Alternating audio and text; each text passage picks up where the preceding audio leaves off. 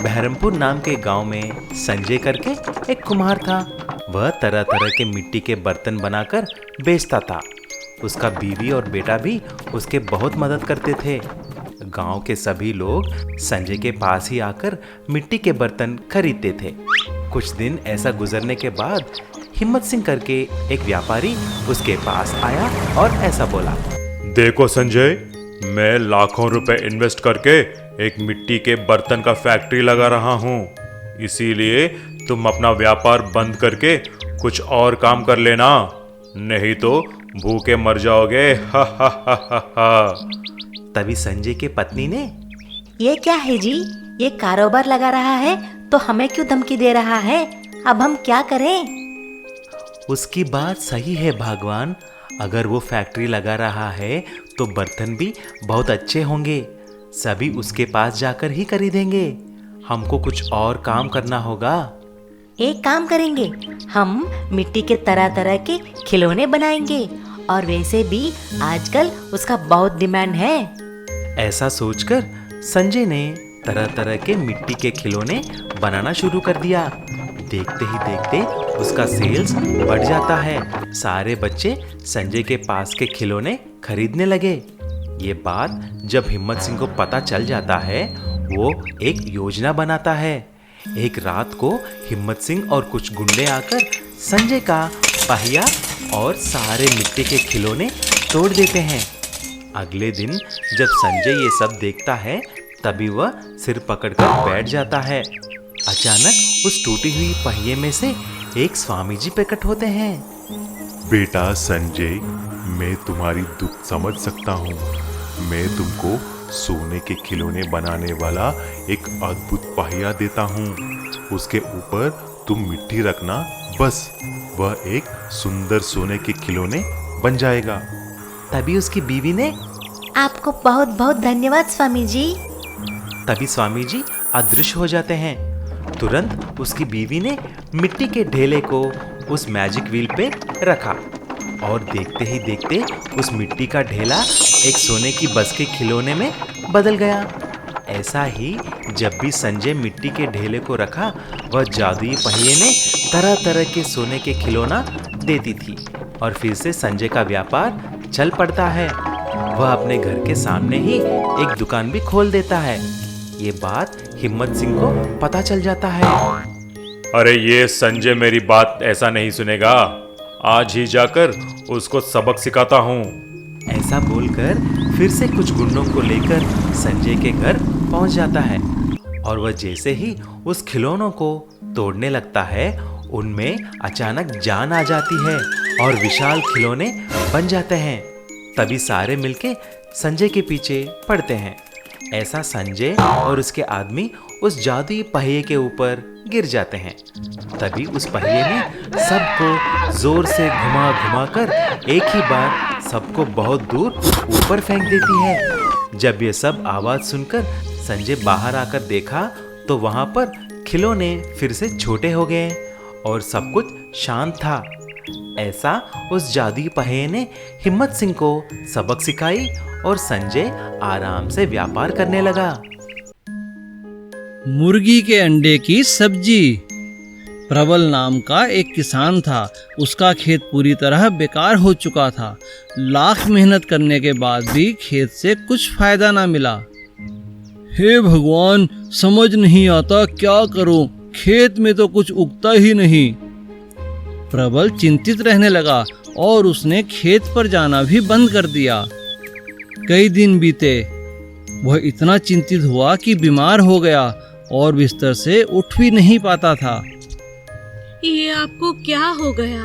अब हम कैसे जिएंगे? बेटा माधव, तुम ही कोई काम तलाश करो। हाँ माँ, आप चिंता मत करो। माधव अब दिन रात काम ढूंढता। कभी कभी खेती पर भी जाता था, पर कोई फायदा न मिलता। एक दिन माधव अंडे लेने दुकान पहुंचा। भाई, ये अंडे मुझे दे दो। कैसे दिए? 10 का 1 है। इतना महंगा? माधव के पास पैसे नहीं थे। तब दुकानदार बोला, ये कुछ टूटे हुए अंडे हैं, अगर तुम लेना चाहो तो आधे दाम में दे दूंगा। माधव खुश हुआ और दुकानदार से अंडे लेकर घर पहुंचा। उसकी माँ ने अंडे की सब्जी बनाई। तभी उनके दरवाजे पर किसी ने आवाज दी, अरे भाई, कोई है क्या?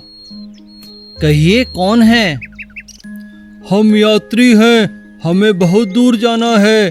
क्या यहाँ पर कोई खाने की जगह मिलेगी? हमें बहुत भूख लगी है। नहीं भाई, यहाँ कोई ढाबा या खाने की जगह नहीं है, आप अंदर आ जाइए। माधव ने उस यात्री को अंडे की सब्जी खिलाई। यह सब्जी किसने बनाई? यह मेरी माँ ने बनाई है। यह तो बहुत स्वादिष्ट है। अरे, मुझे तो मालूम ही नहीं था कि अंडों से इतनी अच्छी सब्जी भी बनती है। क्या तुम मेरे साथ चलोगे? मेरा बहुत बड़ा ढाबा है, मैंने कभी भी इतनी स्वादिष्ट सब्जी नहीं खाई। तुम मेरे साथ चलो और मेरे ढाबे पर चलकर मेरे साथ काम करो। हाँ हाँ, मैं आपके साथ ज़रूर चलूँगा। और इस तरह माधव उस व्यक्ति के साथ चला गया और मेहनत से काम करने लगा। देखते ही देखते उनके दिन बदल गए। अब उन्हें किसी भी तरह की कोई कमी ना रही। मनीष एक नौजवान था और वह अपने माता पिता के साथ धनपुर नाम के एक गांव में रहता था। कुछ दिनों से वह एक लड़की मीरा के साथ प्यार करता था।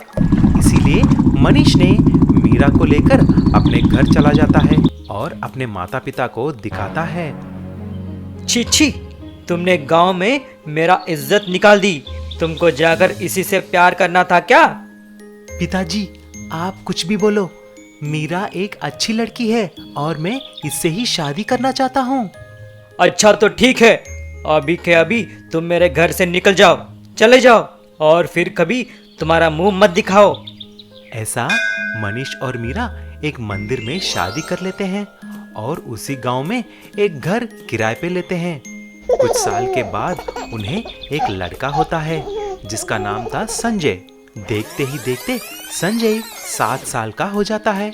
लेकिन एक दिन उस गांव में बहुत बड़ी बारिश हो जाती है और बाढ़ आ जाती है।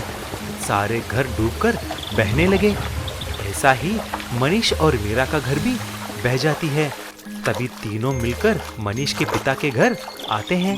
तभी मीरा ने बोली, ससुर जी, दया करके दरवाजा खोलिए, हमें अंदर आने दीजिए। मेरे लिए तो नहीं, लेकिन अपने बेटा और पोते के लिए तो हमें अंदर आने दीजिए ना। मनहूस लड़की, तुम्हारे वजह से ही तो हमें अपना बेटा दूर हो गया है। चले जाइए यहाँ से। उनकी बात सुनकर मनीष, मीरा और संजय मिलकर एक छोटे से पहाड़ के ऊपर चले जाते हैं। बिना घर के उनको बहुत तकलीफ होने लगी। तभी मनीष ने बोला, मीरा और संजय, अब हम यहीं पर रहेंगे। मैं कुछ लकड़ियों के साथ घर बनाऊंगा। पापा, तो फिर मैं और माँ जाकर कुछ पेड़ तोड़कर लकड़ियों का इंतजाम करेंगे, ठीक है? नहीं बेटा, हमें पेड़ नहीं काटना चाहिए। देखो कितने सूखे लकड़ियां यहाँ पर हैं। हम जाकर उसी से घर बनाएंगे। तुरंत तीनों मिलकर लकड़ियों को ढूंढने में लग जाते हैं। तभी अचानक एक पौधे के पास एक सांप संजय को डस लेती है और संजय तुरंत नीचे गिर जाता है, गिड़गिड़ाने लगता है। मनीष और मीरा वहां आकर रोने लगते हैं। अरे अरे मेरे बच्चे, उठ जाओ, उठो। उठो बेटा, उठो जी, जल्दी इसको हॉस्पिटल लेके जाइए। तभी एक जादुई बांस का पेड़ से आवाज निकलने लगती है। मनीष और मीरा, आप घबराइए मत। मैं एक जादुई बांस का पेड़ हूँ। आपने जो पेड़ों के बारे में बोला है मैंने सुन लिया है। इसीलिए आपको मैं एक जादुई घर बनाकर देने के लिए सोच रहा हूँ। आप मन में एक घर सोचकर आंखें बंद कर लो। जब मीरा और मनीष आंखें बंद किया तो उनके सामने एक अद्भुत सुंदर बांस से बना हुआ घर बन जाता है और संजय भी उठ जाता है। अरे माँ, मैं तो अभी अभी सोया हूँ, इतने में आपने घर बना दी। उसकी बातें सुनकर मीरा और मनीष हंसने लगे और जादुई बांस के घर में रहने लगे।